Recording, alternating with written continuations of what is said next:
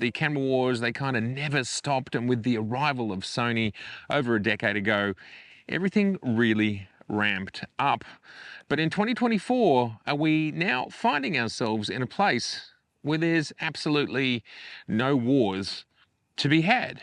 Now, interestingly, I feel like Sony threw down the gauntlet with their global proposal. I have a little bit of a feeling that it hasn't landed exactly how they said in their own launch event. 24.6 is that sweet spot, especially for global shutter.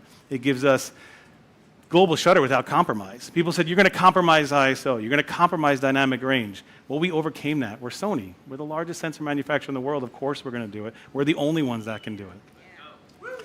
And prior to the launch of the Sony A9 III, we all knew what the downsides of making sensors faster and faster. The faster you make them, the more we potentially risk dynamic range and high ISO. These have been issues in the past. Now, Sony on their launch said, we have not compromised dynamic range and we have not compromised ISO. These were interesting statements because it was like, okay, well, they've done something that nobody has ever done. The problem with these statements is it has now transpired. We're now 2.5, 3 months later, and whether it's DP Review, Petapixel, and so on, many outlets have come out and said, indeed, global shutter. It's amazing. The technology for a use case, if you have a use case that requires it, which is a niche use case, global is unequaled. It's unequaled at solving those specific problems. Absolutely. It is at the cost of dynamic range and higher ISO performance. No big deal, not the end of the world. For those that need global shutter, outstanding. And guess what? This technology is only going to get better, but not everybody needs it. With cameras like the A1, the R3, the Z8 and the Z9 in the market, which are all very fast sensors, the gap is closing very much between fast stack sensors and global sensors. And those cameras can freeze helicopter blades, they can freeze swinging golf clubs. So is there a global war, or is the war over before it's started? My take on it is there's no war. We have cameras which all perform for the majority of individuals. They give us what we need. And I recently conducted a poll about frame rates and asked what frame rates do people in the real world, what do they think they need? Only 8% of respondents, and this is around 1,600, 1,700. And that's a large pool. And I'll tell you something interesting about data. The data hasn't changed. I first started looking at it when there was 50 respondents, and it's almost stayed exactly the same from 50 respondents through to 1,600, 1,700. 92% of respondents don't require more than 30 frames per second. 92. Only 3% of respondents say they need 120 frames per second. Now the question simply was, in the real world, once you've taken your Ferrari for a spin around the track, in the real world, what are you actually going to use? The A9 III, it gave us 120 frames per second global, but global is niche and 120 frames per second is niche. This poll tells us that. And the reality is, for sports, you can get 120 frames per second with other brands in JPEG, for example. So it's not like you can't get it, it's just not raw. So I don't think there's any war to be had there. And this dovetails me to the next war, which is now over, and that is frames per second. That's a war that's been fought between Nikon and Canon for years, with their flagship cameras slowly going 10, 11, 12, 13, 14, 15, 16 frames per second. But then it stopped. I think the reason that it stopped is they actually couldn't go any faster mechanically. You just can't get the movements any quicker. That's my best guess. Plus, mirrorless arrived, which gave us a whole new set of parameters, and now we've got electronic shutters, which completely changed the game again. And referring back to that poll, the reality is that Sony is running the Sony A1 at 30 frames per second in RAW. There are a few caveats on that 30 frames per second on the A1. For example, the files are something like 12.7 or 12.9 bit. They're not 14 bit. They're close, but they're not quite there. And that's actually makes a fair bit of a difference to the file size as you start to remove the bits. That's why we have 8-bit video, 10-bit video, 12-bit video, and so on. And the other thing is that speed, Sony's only a very specific selection of Sony's lenses autofocus at that speed, and no third-party lenses focus at that speed. So yes, it can do it, but with some caveats around it. Otherwise, 20 frames per second, raw 14-bit, you've got that in your A1, your Z8, your Z9, and you've also got the R5 at that 45 megapixel mark doing the same thing. The 45 megapixel R5, the almost 46 megapixel Z8 and Z9, and the 50 megapixel A1, and the difference in actual long edge pixels between those is something like 300 pixels between each. It really makes no difference to image quality. They're all running essentially at the same sort of speed when you're talking 14-bit RAW with full autofocus. It's actually something that you want to use. The reality is they're all very much in the same place, and 92% of people do not want anything over 30 frames per second. So to me, the frame war is over. The autofocus war. It's been hard fought for decades. Before Sony was in this market, Canon and Nikon, they fought autofocus wars. And actually, Canon won that war many decades ago, putting out a whole new lens mount that was able to drive lenses that I believe, as with all of this stuff, just focused a little bit faster.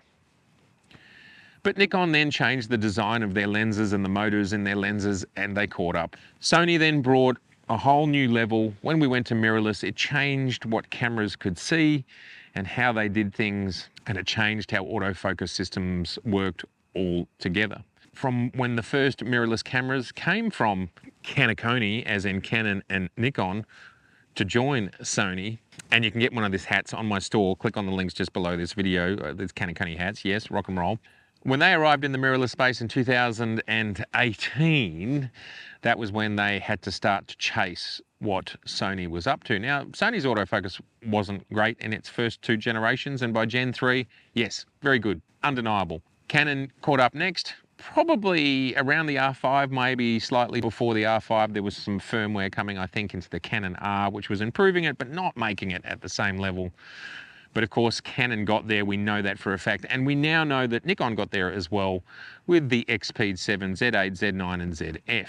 I've said it before and I'll say it again, depending on your use case, depending on how you set up your camera, depending on what you're shooting, depending on what lens you're using, at this point in time, all cameras, all of these brands, when you're dealing with their high-end new systems, they are focusing at similar levels. And I do not believe, even so people continue to talk about it and talk about it as if there are stark differences, I do not believe that there are. I recently saw quite a funny video with a review of the A9 III from a very large channel telling me how that the A9 III focus was best in class. Yet strangely, I saw it jump out of focus. Every camera struggles depending on what you throw at it.